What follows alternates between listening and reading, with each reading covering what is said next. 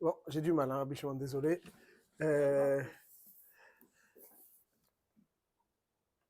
Ce que nous allons essayer de voir aujourd'hui, c'est le din de shlichut pour faire une mitzvah.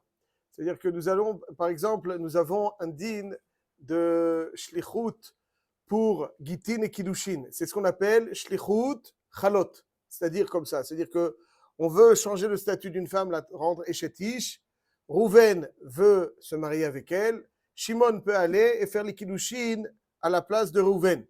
C'est ce qu'on appelle une shlichut chalot, c'est-à-dire une shlichut où le résultat de l'action et la métamorphose de l'action fait par Shimon va être profitable à Reuven. Shlichut chalot.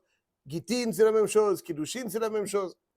Mais il y a aussi shlichut mitzvah, c'est-à-dire pas simplement que la métamorphose va être attribuée à l'achik, subie par une femme mekudeshet ou megureshet, va être attribuée au meshaléach, à celui qui a envoyé, mais même dans une mitzvah aussi, on peut faire par un shliach certaines mitzvot. Est-ce qu'on peut faire une brit milah par un shliach? On sait, le rov des poskim disent que oui, qu'on peut faire une mitzvah par un shaliach. Là, ce n'est pas une shlichut chalot, ce n'est pas une shlichut où on va métamorphoser un objet. Par exemple, si j'envoie quelqu'un faire la brit milah de mon fils, si je ne l'ai pas envoyé, qu'il a fait la brit milah, c'est une brit milah, elle est bonne?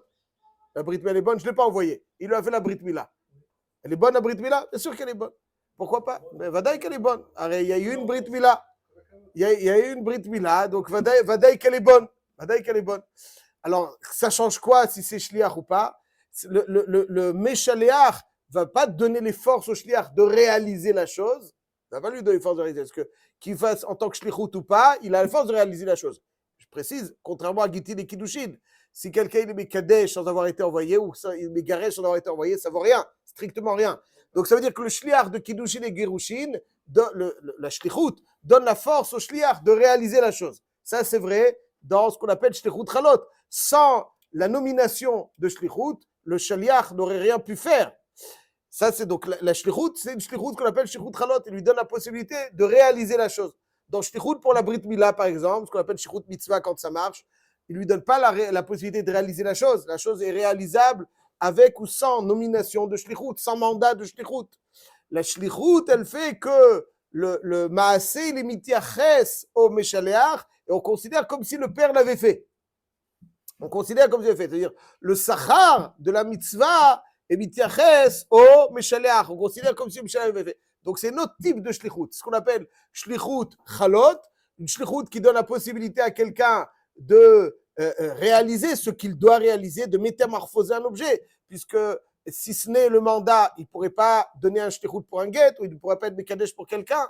Donc la shlichut lui donne la possibilité au shliach, la shlichut du méchaléach, le mandat du méchaléach donne la possibilité au shliach de métamorphoser quelque chose. Ça, c'est vrai dans shlichut chalot, parce que sans cette shlichut, il n'aurait pas pu réaliser. Shlichut maaseh, ça veut dire que c'est un shlichut où j'envoie quelqu'un pour faire quelque chose que je l'ai mandaté ou pas, il a la possibilité de le faire. Lorsque je l'ai mandaté, et le sachar revient au méchaléach. Donc, on peut faire une shlichut sur une brit milah.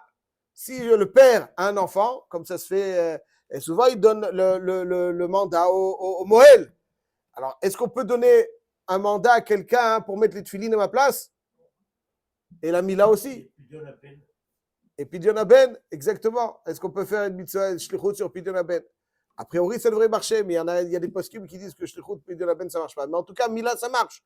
C'est sûr que ça marche, d'après le rov des poskim. Tfilin, si je dis à quelqu'un, le père a la mitzvah de circoncire son fils.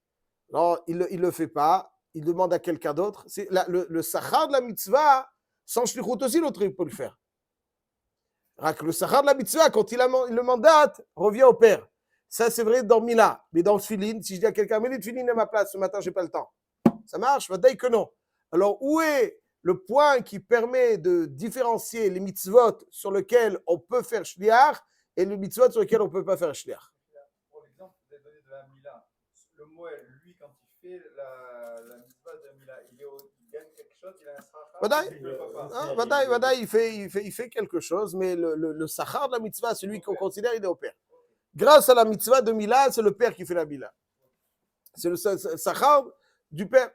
Arshav la shela elle est, donc quand est-ce qu'on pourra dire que je peux faire un shliach ou pas? Ouais. Quand est-ce qu'on peut faire un shliach? Alors, la réponse est très claire. Quand l'objectif, c'est d'apporter un plus à quelque chose qui est extérieur à mon être, on me demande de me soucier que quelque chose soit réalisé dans un enfant, le circoncire par exemple. Alors là-dessus, tu peux envoyer un shliach là-dessus. Par exemple, tu peux envoyer un shliach pour faire Korban Pessah. Pour faire Korban Pessah, par exemple. Tout cela, c'est des mitzvot.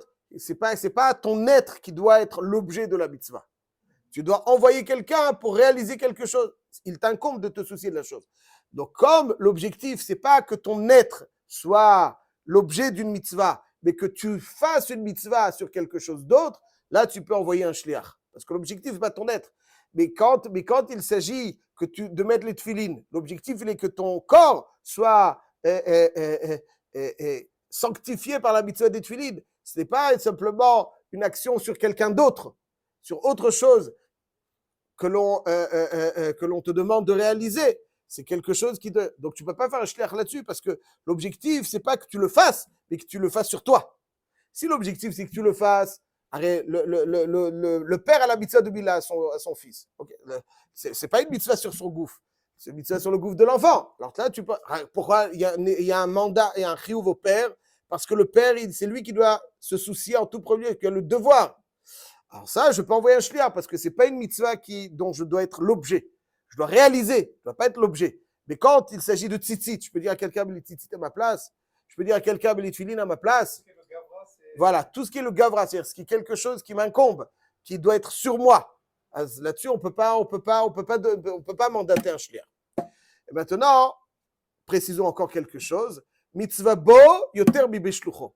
Mitzvah bo yoter bi bishlucho, ça veut dire même si un père il est moël, il peut faire la bila, mais il a envie d'honorer quelqu'un d'autre pour faire la mitzvah. Mitzvah bo yoter bi bishlucho. Mitzvah bo yoter bi bishlucho, ça veut dire que le sachar est plus grand quand il le fait, comme il dit Rashi, que quand il envoie un shliach. Ça veut dire que c'est vrai que quand il envoie un shliach pour faire la brit mila, la mitzvah, le mityacheset au père. Comme on a dit, c'est un shlichut de maaseh, où le maaseh va être mityaches au père. Mais quand il le fait personnellement, puisqu'il a un contact direct avec la mitzvah, il a un investissement plus grand avec la mitzvah, la mitzvah, elle dépasse donc quand il l'a fait personnellement que quand il envoie un shliach. Mitzvah bo yoter bishlucho. Je peux envoyer un shliach, mais mitzvah bo yoter bi bishlucho. Non, c'est mitzvah bo yoter bi bishlucho. Il faut que le faire lui-même. Pourquoi? Parce que plus la mitzvah est l'objet d'un investissement, plus elle génère le sachar, puisque sachar mitzvah, c'est-à-dire quoi sachar mitzvah? Sachar mitzvah, c'est-à-dire que la récompense de la mitzvah est générée par l'acte de la mitzvah. Et plus l'acte de la mitzvah est fort, plus le sachar est grand. Donc plus je fais personnellement quelque chose, plus le sachar est grand. Il est marqué par exemple dans Chot Tzadikim que quelqu'un qui fait une mitzvah besimcha, alors elle est 1000 fois plus grande, 1000 fois plus grande, comme ça il dit. Quand il veut une mitzvah besimcha, 1000 fois plus grande que quelqu'un qui fait la mitzvah sans simcha. Pourquoi? Parce que quand on fait quelque chose besimcha, on s'y attache plus. On le fait avec plus de cœur, on est plus rattaché à la mitzvah. Il y a un plus grand chibour avec la mitzvah. Et quand il y a un plus grand rattachement avec la mitzvah, alors elle génère un plus grand sachar. Donc quelqu'un il fait personnellement, mitzvah bo yoter bi bishlucho. Le Arizal, rapporté dans le Sefer Charedim, sur le Rav écrit, dit qu'il a été zoché à tout ce qu'il a été zoché, le Arizal, parce qu'il faisait les mitzvot besimcha.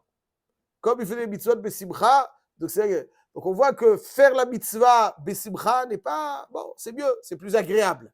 Non, ça génère un plus grand sachar. Quand on fait la mitzvah besimcha, ça génère un plus grand sachar. Pourquoi? Parce que le chibour, il est plus grand. Plus on se rattache à quelque chose avec joie, plus il y a de l'intensité dans le lien.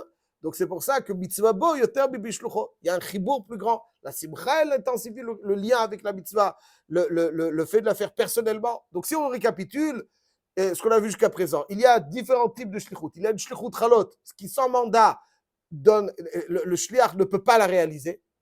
Donc la shlichut donne le koach au shliach de pouvoir réaliser. Il y a une shlichut où, sans ça aussi, peut réaliser la chose. Comme par exemple Mila, que c'est une mitzvah qui est extérieure, pas un objet dont le Mesheleach est l'objet de la mitzvah. C'est sur la gavra, ouais, c'est une chose à faire sur autre chose. Donc je peux mandater un shliach. Parce qu'Hachem, il ne veut pas que ce soit mon corps qui soit, sur lequel soit faite cette mitzvah. C'est moi qui l'a fait. Je peux demander à quelqu'un d'autre de la faire. Mais, même si je peux demander à quelqu'un d'autre de la faire, mitzvah bo yoter bibishlucho. Mitzvah bo yoter bibishlucho. Maintenant, dans la Gemara, l'un des exemples les plus connus de mitzvah bo yoter bibishlucho, c'est les Amoraïm qui, Erev Shabbat, les Chachamim qui, Erev Shabbat, s'occupaient eux-mêmes des préparatifs de Shabbat.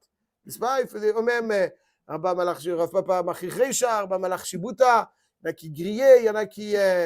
Alors, d'abord, tout doit être précisé, tout le monde pose la question, le Chavot Yair demande la question, c'est rapporté dans le Biur Halacha, Siman Reshnoun, il dit, mais c'est respectable qu'un Chacham, il est en train de griller. Si vous voyez quelqu'un qui a un Chacham, il commence à faire les grillades dans le jardin, chez lui, à la maison, sur le balcon, vous pensez que c'est respectable? Il kiffe, c'est respectable? Très bien. Votre... D'accord. Oui, attention, mais il ne le faisait pas un jour de semaine. Il le fait les Kovet Shabbos. Il le faisait les Kavod Shabbat. Non, je vous dis mardi soir, vous sentez les grillades, il est en train de truc. Non, je demande, c'est pas quelque chose. Non, vous pensez? Bon, ok, c'est pas tellement. Voilà, c'est pas une mitzvah. Bon, ok, je n'ai pas de problème. Monsieur Cohen, il dit que c'est sa femme qui veut que les grillades, donc il fait ça, les kvod ishto. Très bien, Metsuyan. Maintenant, je dis les kvod Shabbat, comment est-ce que il est avec le tablier en train de saler le poisson? Ça n'a pas l'air tellement, a priori, digne de leur rang. Ah oui, là, saler le poisson. Voilà, saler le poisson, c'est autre chose. Bon. Ok, alors c'est pas digne de leur rang. Alors il demande le Chavot Yair, comment ils pouvaient se permettre ça? On a le droit comme ça de faire quelque chose qui n'est pas digne de son rang. Tout le monde savait. Je sais pas, il n'y a pas marqué que c'était Betsina. Aval, il dit le Biur Halacha comme ça. Il dit, on connaît l'histoire avec David Amelech. Lorsqu'il ramenait le Aaron vers Yerushalayim,